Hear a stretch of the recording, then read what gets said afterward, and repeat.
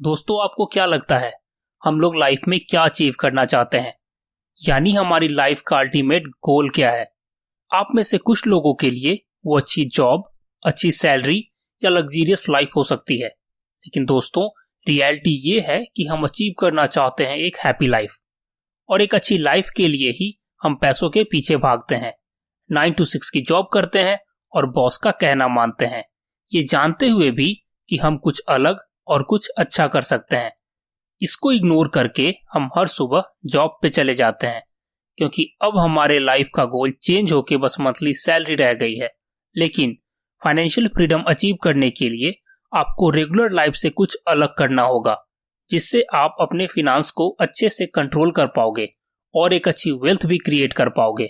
दोस्तों, financial freedom achieve करने के लिए आपको इस बात की क्लैरिटी होनी चाहिए कि आप ये क्यों करना चाहते हैं। ये कई रीजंस के लिए अचीव किया जा सकता है, जैसे कि financial independence, self sufficiency, stability, flexibility, wealth creation, achieve financial goal. तो दोस्तों, बिना देरी किए चलिए देखते हैं कि आप कैसे फाइनेंशियल फ्रीडम जर्नी को कुछ सिंपल स्टेप्स में पूरा कर सकते हो और अपने लाइफ में एक अच्छी वेल्थ क्रिएट कर सकते हो। तो दोस्तों, फाइनेंशियल फ्रीडम का पहला स्टेप है अपने खर्चों में कंट्रोल करना। अब आप में से कई लोगों ने ध्यान दिया होगा कि हमारी जो मंथली सैलरी होती है उससे कहीं ज्यादा हमारे खर्चे होते हैं। इसीलिए मंथ की सैलरी आते ही कुछ ही दिनों में वो खत्म हो जाती है और हमें लगता है कि हमारी सैलरी बहुत कम है और इतनी सैलरी में हम सेविंग नहीं कर सकते। लेकिन दोस्तों, अगर आप कंट्रोल वे में खर्चा करें तो आप बिल्कुल पैसे सेव कर सकते हैं। अब आप में से कुछ लोग सोच रहे होंगे कि ये पॉसिबल कैसे है। तो दोस्तों, ये मैं आपको एक छोटे से एग्जांपल से समझाता हूं। आप एक एक्सेल शीट मेंटेन करें। एक तरफ आप इस मंथ की सैलरी अमाउंट लिखें और दूसरी तरफ आप पूरे मंथ का एक्सपेंस लिखें। सेकेंड मंथ भी आप एक तरफ सैलरी अमाउंट लिखें और दूसरी तरफ आप पूरे मंथ का एक्सपेंस अमाउंट लिखें। अब आप अपने लास्ट मंथ के एक्सपेंसेस देखें और चेक करें कि वो कौन से खर्चे हैं जो आप कंट्रोल कर सकते हो। कुछ खर्चे तो आप कंट्रोल नहीं कर सकते, जैसे कि रेंट, बिल, फूड एक्सपेंसेस।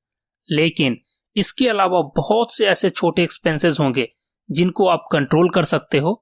और ऐसे ही जब आप अपने एक्सपेंसेस 4 या 6 महीने ट्रैक करोगे तो आप देखोगे कि आप अब कुछ पैसे उसी सैलरी से बचा भी रहे होगे।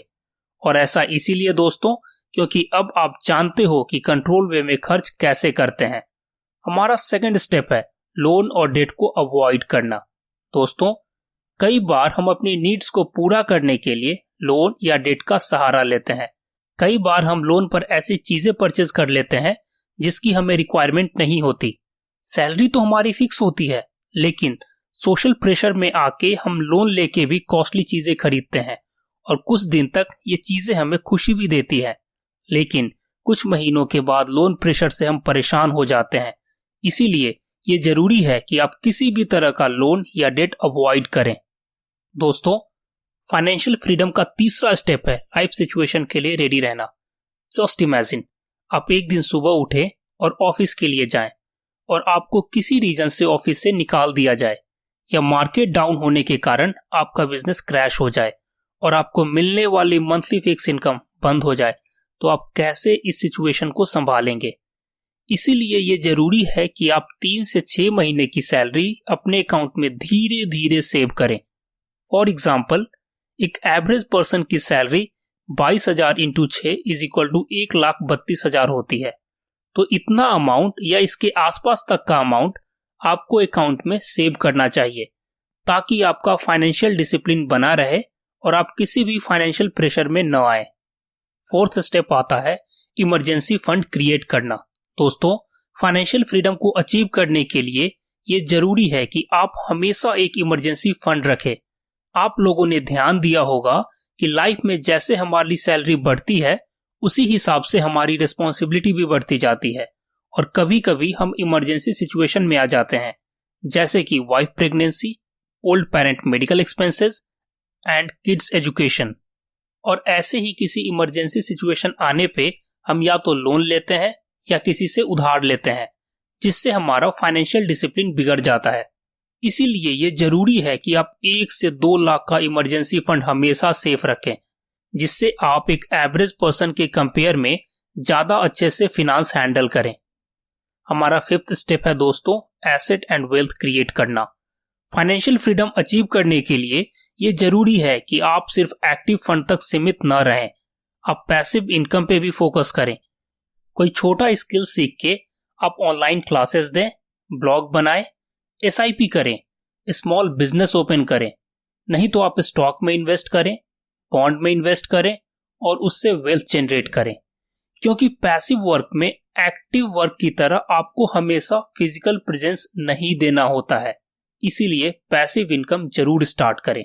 फाइनेंशियल फ्रीडम का लास्ट स्टेप है रिटर्न्स को एंजॉय करना। अब आपने जो इतना डिसिप्लिन दिखाया है और फाइनेंशियल स्टेप को फॉलो करते हुए इमरजेंसी फंड सेव किए हैं, लोन को अवॉइड किया है, स्मॉल अमाउंट सेव किए हैं और इन्वेस्टमेंट किया है, तो अब टाइम आ गया है दोस्तों कि आप अपने इन्वेस्ट किए हुए अमाउंट के रिटर्न्स को एंजॉय करें।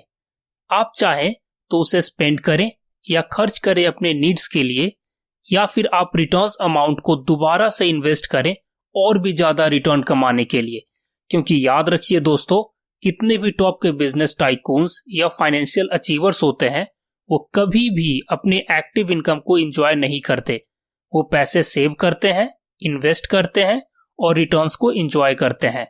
तो दोस्तों, अगर आपको लगता है कि ये वीडियो बाकियों की भी हेल्प कर सकता है उनके लाइफ के राइट डिसीजन लेने में, तो आप ये वीडियो उनके साथ जरूर शेयर करें। अगर आप ऐसी इंटरेस्टिंग और नॉलेजेबल वीडियो मिस नहीं करना चाहते हैं तो सब्सक्राइब करें और वीडियो को लाइक करना न भूलें। गुड बाय दोस्तों, मिलते हैं नेक्स्ट वीडियो में।